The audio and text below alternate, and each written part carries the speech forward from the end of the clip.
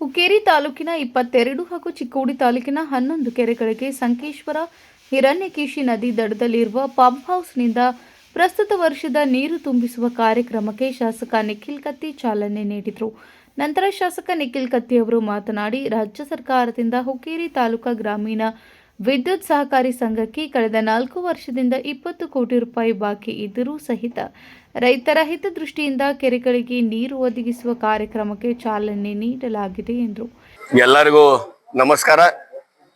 ಇವತ್ತಿನ ದಿವಸ ನಮ್ಮ ಸಂಕೇಶ್ವರ ಪಟ್ಟಣದಲ್ಲಿ ಇರುವಂತ ಹಿರಣ್ಯಕೇಶಿ ನದಿ ಮೇಲ್ದಂಡೆಯಲ್ಲಿ ಇರುವಂತ ನಮ್ಮ 22+11 ಕೆರೆ ಜಾಕ್ವೆಲ್ ಅಲ್ಲಿ ಇವತ್ತು ಕೆರೆ ತುಂಬುವ ಯೋಜನೆಗೆ ಚಾಲನೆ ಕೊಡ್ತಾ ಇದೀವಿ.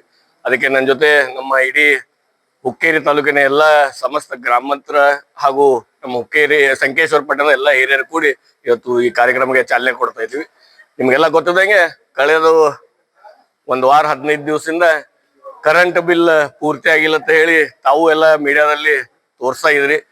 ಆದ್ರೂ ನಾನೊಂದು ವಿಶೇಷ ಅಂದ್ರೆ ಒಂದ್ ಸ್ವಲ್ಪ ರೈತರ ಹಿತಕ್ಕಾಗಿ ತಾವೆಲ್ಲರೂ ಚಿಂತನೆ ಮಾಡ್ಬೇಕಂತ ನಮ್ಮ ವಿದ್ಯುತ್ ಸಂಘದ ಎಲ್ಲಾ ನಿರ್ದೇಶಕ ಮಂಡಳಿ ಚರ್ಚೆ ಮಾಡಿ ಸರ್ಕಾರ ಜೊತೆ ಹೋರಾಟ ನೀವು ಮಾಡ್ಲು, ಆದ್ರೂ ರೈತರಿಗೆ ಇದರಲ್ಲಿ ತೊಂದರೆ ಆಗ್ಬಾರ್ದಂತ ಹೇಳಿ ಈ ನಮ್ಮ 22+11 ಕೆರೆ ಸ್ಕೀಮ್ ದಲ್ಲಿ 5 ಕೋಟಿ ರೂಪಾಯಿ ಬಿಲ್ ಪೆಂಡಿಂಗ್ ಇದ್ರು ಇವತ್ತು ಇದಕ್ಕೆ ವಿದ್ಯುತ್ ಪೂರೈಕೆ ಮಾಡಿ ಇವತ್ತು ಈ ಕಾಮಗಾರಿಗೆ ಚಾಲನೆ ಕೊಟ್ಟಿದೀವಿ. ರೈತ ಬಾಂಧವರು ಕೂಡ ಇದನ್ನು ತಿಳ್ಕೊಂಡು ಬರೋ ದಿನಮಾನದಲ್ಲಿ ತಾವು ಹೆಂಗ್ ನೀರನ್ನು ಉಪಯೋಗ ತಗೋಬೇಕನ್ನೋ ತಾವು ವಿಚಾರ ಮಾಡ್ಕೊಳ್ಳಿ ಅಂತ ಹೇಳಿ ನಾನು 2 ಮಾತು ಮುಗಿಸಿದ್ದೇನೆ. ಟೋಟಲ್ ನಮ್ಮ ಹುಕ್ಕೇರಿ ಮತಕ್ಷೇತ್ರದಲ್ಲಿ ಬರುವಂತ CBC ಕೆನಾಲ್ ಇರ್ಬೋದು, ಕೊಟ್ಟಬಾಗಿ ಕೆನಾಲ್ ಇರ್ಬೋದು, ಅಥವಾ 19 ಕೆರೆ ಇರ್ಬೋದು, ತುಂಬು ಯೋಜನೆ ಇರ್ಬೋದು, ಅಥವಾ ನಮ್ಮ ಇದು 22+11 ಕೆರೆ ತುಂಬು ಯೋಜನೆ ಇರ್ಬೋದು, ಅಥವಾ ಯಮಕನ್ಮಡಿ ಮತಕ್ಷೇತ್ರದಲ್ಲಿ ಬರುವಂತ ರುಸ್ತಂಪುರ್ ಹಾಗೂ ದಡ್ಡಿ ಮೇಲ್ದಂಡೆ ಯೋಜನೆ ಇರ್ಬೋದು. ಯಾವುದಕ್ಕೂ 22 ಅಕ್ಟೋಬರ್ ಇಂದ ಯಾವುದು ಕರೆಂಟ್ ಬಿಲ್ ಬಂದಿಲ್ಲ. ಇವತ್ತಿಗೆ ಹುಕ್ಕೇರಿ ವಿದ್ಯುತ್ ಸಂಘಕ್ಕೆ 20 ಕೋಟಿ ರೂಪಾಯಿ ವಿದ್ಯುತ್ ಬಿಲ್ ಬರೋ ಬಾಕಿ ಐತಿ.